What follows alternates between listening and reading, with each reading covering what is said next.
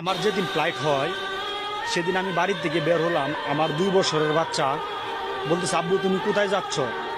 তখন আমার ছেলেকে সান্ত্বনা দিলাম যে আব্বু তোমার জন্য গাড়ি কিনতে যাচ্ছি। যখন আমি প্রবাসে চলে আসি 2 দিন 3 দিন পর আমার ছেলে বলে, আব্বু তুমি কোথায়, তুমি গাড়ি নিয়ে আসো না কেন?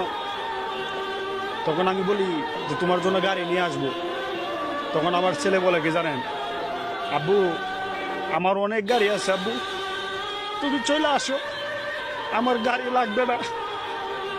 আসলে ভাই, প্রবাসের মাটিতে আমরা যারা প্রবাসী 2 বছর 3 বছর 5 বছরের বাচ্চা যখন রেখে আসি, যখন বাচ্চারা বলে যে আব্বু ফোন থেকে বেরো, তুমি আসো না কেন,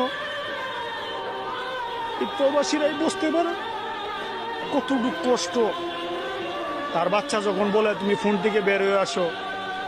আসলে ভাই, আমরা যারা প্রবাসী 3 বছর 4 বছরের বাচ্চা